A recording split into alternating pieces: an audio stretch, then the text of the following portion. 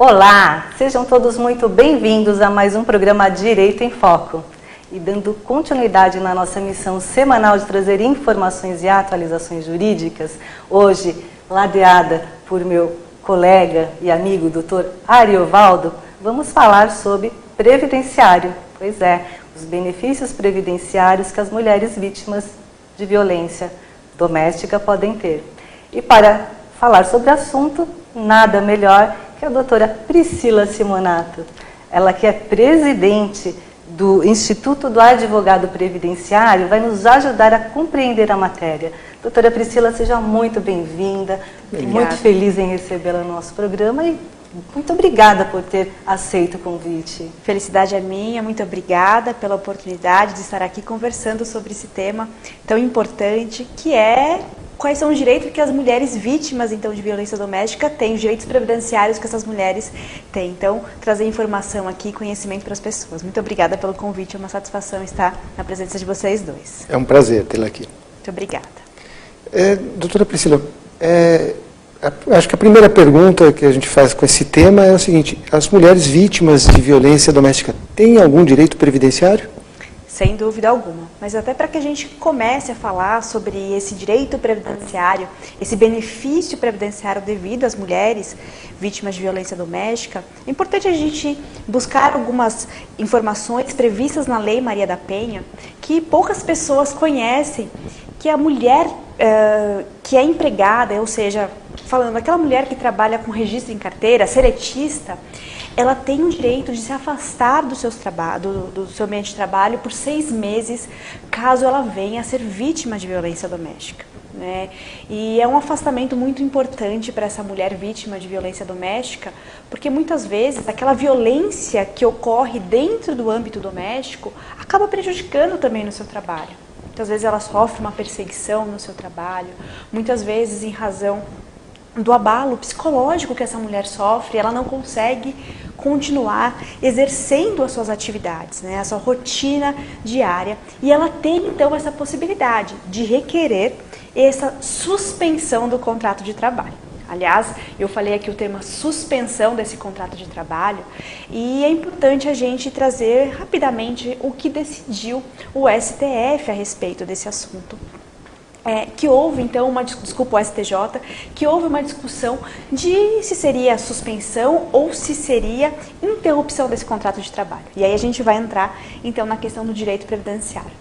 Olha só, quando a gente fala em suspensão do contrato de trabalho, a gente está dizendo que a mulher vai ficar sem salário, que o empregador não vai precisar então pagar esse benefício, esse salário para ela, mas que ela fica sem salário.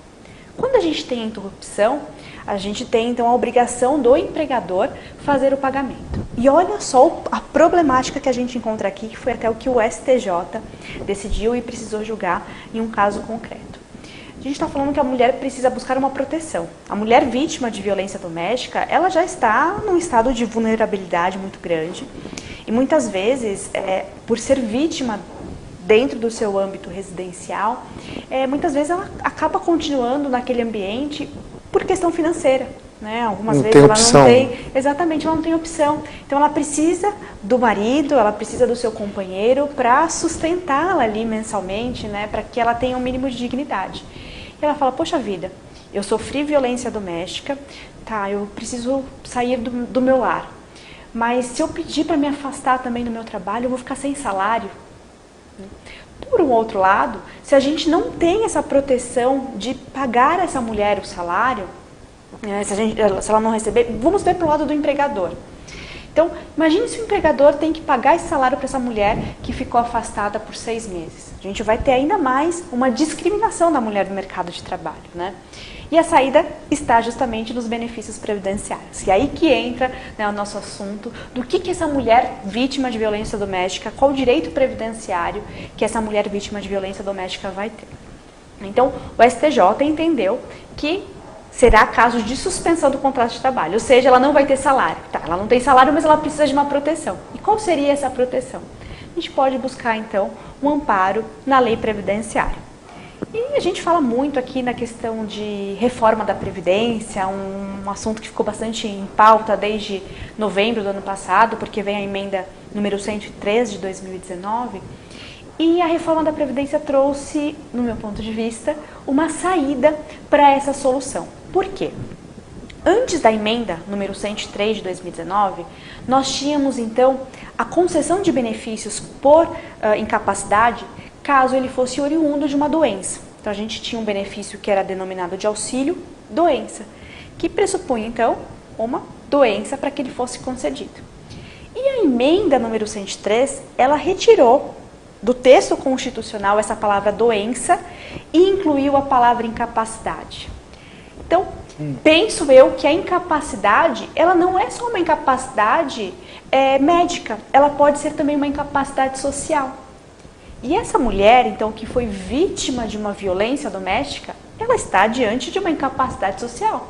Ela não pode trabalhar em razão da violência doméstica que ela sofreu. Então, aqui, qual que seria a saída, então, para essa mulher que foi vítima de violência doméstica, mas pontuar uma questão, que trabalha, né? Que tem o vínculo. Que tem um vínculo de emprego, né? Como seria, então, o que ela poderia fazer, então? Ela poderia requerer esse benefício previdenciário. Aí, aqui, nós conseguiríamos resolver duas situações. Por que eu falo resolver duas situações? Como que funciona a concessão desses benefícios por incapacidade? Os 15 primeiros dias, quem vai pagar esse benefício, quem vai pagar o salário de qualquer pessoa que está incapacitada, não só da mulher vítima de violência doméstica, vai ser a empresa. E a partir do 16º dia, passa a ser então o INSS. Então, voltando no que nós falamos da suspensão do contrato de trabalho, o empregador pagaria os 15 primeiros dias de afastamento e a partir do 16º dia, retiraria do empregador essa responsabilidade e passaria então ao INSS, para que o INSS possa fazer o pagamento desse benefício. Antes de aprofundar, qual seria a prova hábil a comprovar que ela está sendo vítima de violência doméstica? E isso foi até um ponto que se discutiu nessa ação do STJ, primeiro, qual justiça que ela teria que procurar, né? Porque nós estamos aqui diante de uma violência doméstica, que quem vai julgar é a vara de violência doméstica, caso tenha, ou se não a vara criminal. E do outro lado a gente tem também uma relação de trabalho envolvido, né? Então, o que discutiu nesse processo do STJ era qual seria a justiça competente. Seria a justiça do trabalho, seria a vara de violência doméstica. E entendeu-se que seria a vara de violência doméstica. Então, essa mulher, dentro desse processo, então se ela sofreu qualquer tipo de violência, e quando a gente fala violência, não só violência física, mas a gente também pode falar da violência psicológica, né? Ela vai ter que levar as provas, então pode ser uma prova testemunhal, pode ser uma prova documental, às vezes, muitas vezes, hoje, até falando de rede social, né, mensagens de WhatsApp, que ela está sofrendo algum tipo de perseguição, então o companheiro, o marido, mandou uma mensagem, olha, eu vou no seu trabalho, eu vou acabar com a sua vida. Então ela pode usar essas provas, né, a fim de pedir essa proteção para que ela se afaste durante esses 6 meses do seu ambiente de trabalho. Seria como uma medida protetiva. Sim, exatamente. Que o juízo criminal ou da vara da violência doméstica... Seria ele, então, o juízo competente para conceder esse afastamento. Né? Sim. Agora, em termos práticos, doutora Priscila, imagino que quem está nos ouvindo, espero que ninguém esteja passando por isso, mas se alguém estiver passando por uma situação de violência doméstica e esteja trabalhando e teme tomar alguma providência, porque se perder o emprego, se não for no emprego, não vai ter como se manter, essa é uma situação muitas vezes que impossibilita a mulher ou dificulta a mulher a tomar uma determinada atitude. Então, na prática, ela faz o quê? Ela vai lá para o empregador e diz assim, olha, eu estou sofrendo, está aqui as provas e me afaste, e depois eu vou lá no INSS, vai no INSS, faz o requerimento e junta lá, ou vai, como a senhora disse, na vara especializada e faz isso e a suspensão vem de lá. Na prática, o que uma pessoa que está nos assistindo agora, ou alguém que tenha conhecimento, das pessoas que estão nos assistindo, saiba que alguém está numa situação como essa, como é que a pessoa deve se portar? Para onde é que ela tem que ir? Porque o desespero é grande, o problema é grande. Qual é o caminho, doutora? Sem dúvida alguma, o desespero é muito grande e nós vamos ver até na minha fala que muitas vezes é tão dificultoso para ela conseguir esse benefício, por isso que a gente tem que levar realmente essa informação. Porque se não bastasse já a dificuldade que ela encontra dentro do seu lar, ela vai ter que ainda encontrar uma burocracia para que ela consiga essa medida, né? Nós temos então, primeiro ponto, ela vai precisar pleitear essa suspensão do contrato de trabalho. Então ela vai precisar ingressar com uma ação judicial perante a vara especializada de violência doméstica, ou no caso da vara criminal. Ela vai ter que pleitear então essa suspensão do contrato de trabalho, porque somente a partir da ordem judicial é que o seu empregador realmente vai afastá-la. Depois que o empregador afastar, depois que tiver a ordem judicial, então os 15 primeiros dias vai ser o empregador e ela vai encontrar uma outra barreira. Por quê? Isso não está pacificado no INSS. Vejam que isso é uma decisão judicial, mas administrativamente, então ali na esfera, indo no balcão realmente do INSS requerer esse benefício, já adianta a vocês que ela vai receber um não. Ela vai ter que judicializar essa questão. Nossa, o que já era difícil... Exatamente, né? Há decisões positivas nesse sentido, mas ela vai precisar judicializar essa questão de requerer esse benefício. Ela vai ter que entrar com o processo judicial. Vai ter que entrar. Exatamente, ela vai ter que entrar com o processo judicial. E tem sido deferida a tutela antecipada, até por conta da... Né, a tutela antecipada é um grande problema, né? A gente encontra uma barreira muito grande, né, no direito previdenciário, mas é possível pleitear. E como que a gente vai comprovar isso? Realmente a dificuldade financeira que essa mulher está. Demonstrar que ela só vai conseguir se afastar daquele ambiente agressivo que ela vive se ela tiver um amparo financeiro. O benefício previdenciário aqui ele vem realmente como um substituidor da renda daquela mulher. Isso porque nós estamos falando dessa mulher que trabalha, né? Depois eu vou até tocar num outro assunto que é também a concessão de benefícios para as mulheres que não trabalham. Que a gente tem também tem como direito previdenciário amparar essas mulheres, né? E muitas vezes também elas não conhecem sobre essa questão. Mas vai ter que, infelizmente, buscar a proteção do Poder Judiciário, vai ter que ingressar com o processo judicial, não vai ter muita saída aqui para que ela tenha, então, de volta essa proteção. Isso é importante também trazer esse conhecimento, porque muitas vezes o empregador, então a empresa, aquele que tem aquela empregada, ele desconhece esse direito. Ele desconhece e ele acaba vendo a mulher como um problema dentro da empresa. Né? E se ele tem esse conhecimento que ela pode buscar essa proteção previdenciária, ele pode também fazer o seu papel social. A empresa pode fazer o seu papel social e orientar essa mulher dizendo, olha, você pode se afastar do ambiente de trabalho, não se preocupe, porque não sou eu que vou pagar o seu salário, vamos buscar essa proteção previdenciária a fim de que você possa ficar durante esse período, durante esses 6 meses, colocar realmente a sua vida em ordem, né? Não só do ponto de vista emocional, mas também no ponto de vista financeiro, e depois você retoma aqui para o trabalho, né? Perfeito, doutora. Eu entendi então que a mulher que esteja sofrendo a violência doméstica deve procurar, né, a vara especializada na sua cidade, na sua comarca, obter essa suspensão do contrato de trabalho por 6 meses, ir ao INSS, vai receber um não e entra com a medida judicial.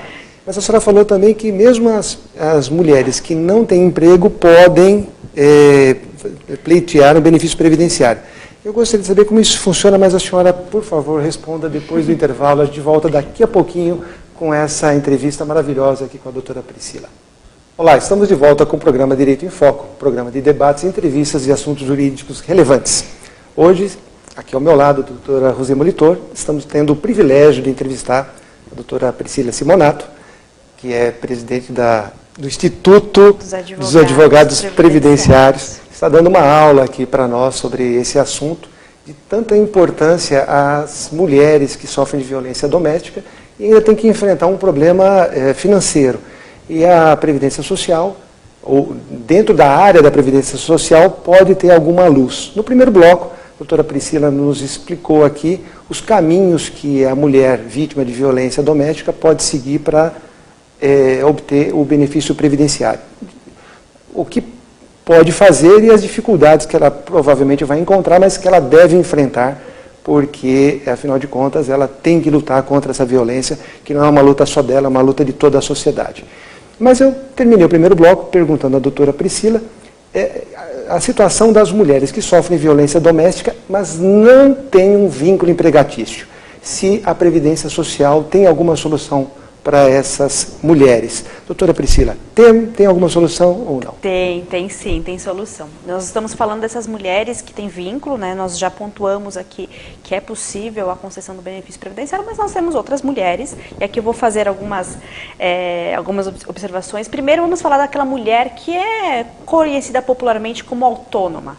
Aquela mulher, então, que exerce as suas atividades, não tem um vínculo de emprego, mas que contribui para o INSS. Vamos pontuar isso. Ela é uma contribuinte do INSS. Então, pode ser que ela seja uma profissional liberal, pode ser que ela seja sócia de uma empresa, mas ela está ali arcando mensalmente com as suas contribuições. Então, ela vai poder ter direito também aos benefícios por incapacidade. Por que ela vai poder ter direito aos benefícios por incapacidade? Muitas vezes essa violência doméstica, ela causa alguma questão física, né? Ela pode sofrer uma agressão física e há incapacidade de alguma forma. Então, de repente, ela foi agredida, perdeu, de repente, quebrou o braço, perdeu os movimentos da mão. Então, ela vai ter direito a um benefício por incapacidade. A gente pode falar aqui no auxílio, que era chamado de auxílio-doença, agora a gente chama de auxílio por incapacidade temporária. Então, a violência doméstica fez ela quebrar o braço. Ela vai ficar um período, então, afastada, vai receber esse benefício. Ou, infelizmente, algumas vezes ela pode causar uma incapacidade permanente. Pode ser concedida, então, uma aposentadoria por incapacidade permanente. Porém, nós temos também situações em que a violência doméstica, ela acaba trazendo problemas psicológicos para essa mulher, né? Ela acaba tendo que passar pelo psiquiatra e fica incapacitada em razão disso. Então, também vai ser devido esse benefício por incapacidade. Então, aqui nós estamos falando de uma mulher que tem a proteção porque ela contribui para o INSS. Mas, infelizmente, não é essa a realidade de todas as mulheres, né? Nós temos, muitas vezes, a mulher vítima de violência doméstica que não está inserida no mercado de trabalho. Doutora Priscila, só fazendo um gancho aqui. Claro. Esse período, claro, ela tem que ter o vínculo, tem que contribuir, sim, mas ela tem carência? Vamos lá, tem carência, ela precisa de pelo menos 12 contribuições para que ela tenha direito a esse benefício previdenciário.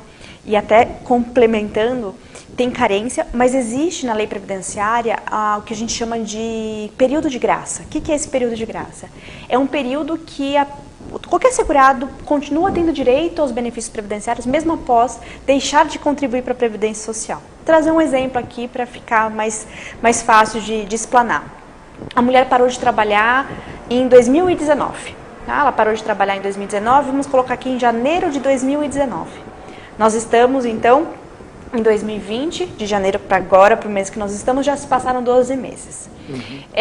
Ela, teoricamente, teria perdido a qualidade de segurado. Porém, se a gente descobrir que se essa mulher tivesse sido dispensada, ou seja, mandada embora do emprego, ela vai ter a prorrogação por mais 12 meses. Então, mesmo sem estar contribuindo para a Previdência Social, ela tem a qualidade de segurado, ela vai poder requerer esse benefício previdenciário. Esses 12 meses ele conta a partir da demissão ou a partir do final do recebimento do seguro-desemprego? Então, a partir da dispensa, da data de rescisão.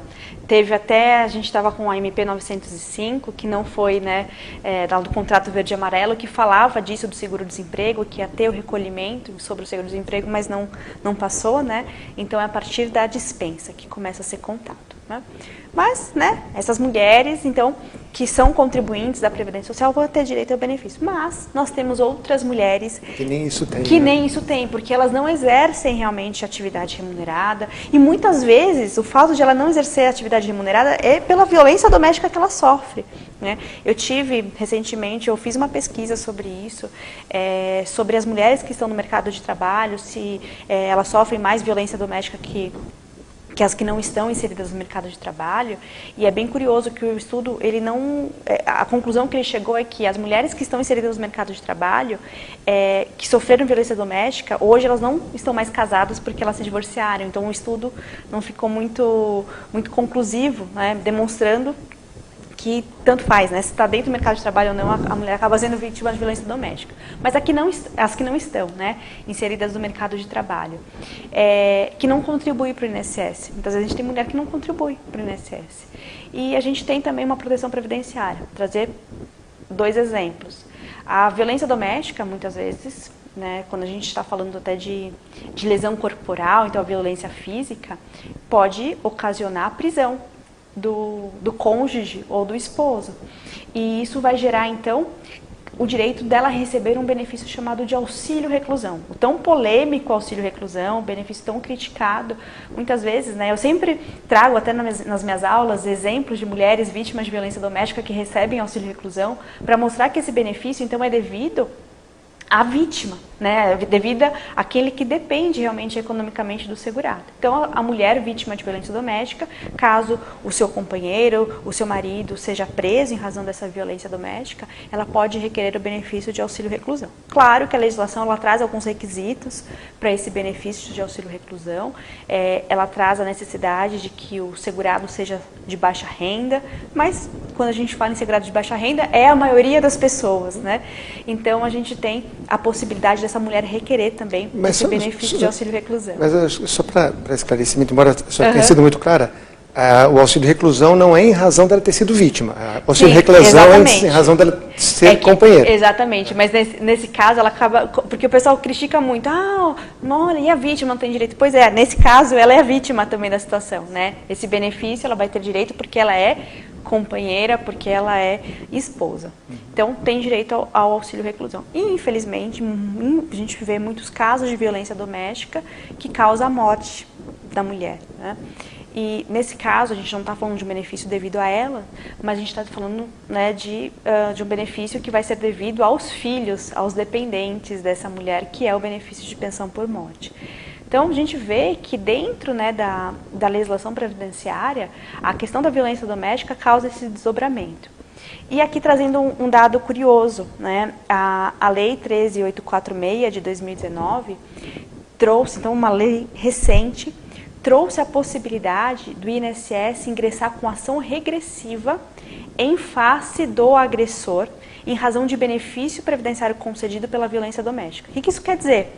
Que se a mulher vítima de violência doméstica ficou incapacitada, começou a receber um auxílio-doença, começou a receber uma aposentadoria por invalidez, o INSS vai ingressar com ação em face do agressor, então em face do cônjuge, em face do marido, para que ele devolva os valores devidos, né, aquilo que o INSS gastou de benefício previdenciário, né? Então, uma forma de, indiretamente, mexer no bolso do agressor para que ele não pratique, né, essa violência doméstica. Então, uma forma de ter mais uma proteção aqui da mulher vítima de violência doméstica, né? A gente vê, então, esse bojo da legislação previdenciária trazendo essa proteção previdenciária para a concessão desses benefícios previdenciários e que, infelizmente, poucas mulheres conhecem. E, rapidamente, aqui eu trago um caso prático que eu tive a oportunidade de atuar de uma mulher vítima de violência doméstica, que o marido ele era companheiro, né? Não era... Cortou. Não era... Né? Vou pedir uma pausa, só para... Acho que estamos com problemas técnicos aqui de áudio da doutora Priscila. Só um instante, por favor. Eu já volto. Acho que será que... Foi? Voltou, acho que voltou. Estamos... Okay, o programa ao vivo acontece, não é?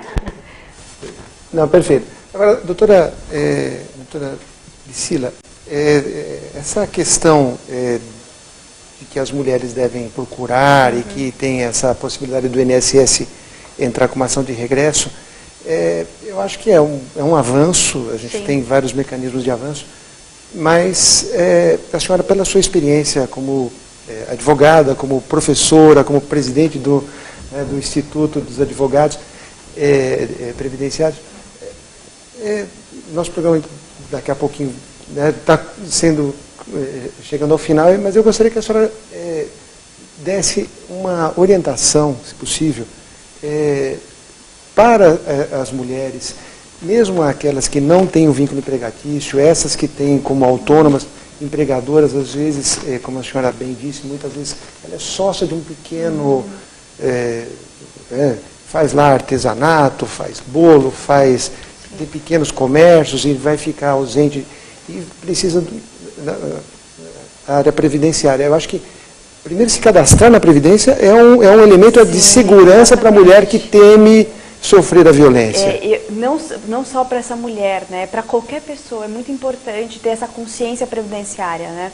Ainda que a gente está falando tanto de reforma previdenciária, dos problemas, mas muitas vezes é aquele salário mínimo que vai resolver a sua vida, né? Que vai te tirar daquela margem de pobreza, né? Então é importante se filiar à Previdência Social, ainda que você não tenha o vínculo de emprego, pode recolher como segurado facultativo para a Previdência. Então recolha, existem alíquotas diferenciadas, a gente tem alíquotas reduzidas para fazer essa inclusão previdenciária, né? Então faz esse recolhimento previdenciário, comece a pagar contribuição social, porque pagando contribuição social você vai ter direito de receber os benefícios previdenciários. E aqui não só no caso de violência doméstica, mas em qualquer outro risco social que venha a acontecer, qualquer doença. A gente está vivendo um momento aí, né, de uma pandemia. Então a gente vê a importância que se tem de pagar Previdência Social para ter direito aos benefícios previdenciários. É verdade. Doutora Priscila, antes do final, eu gostaria de lembrar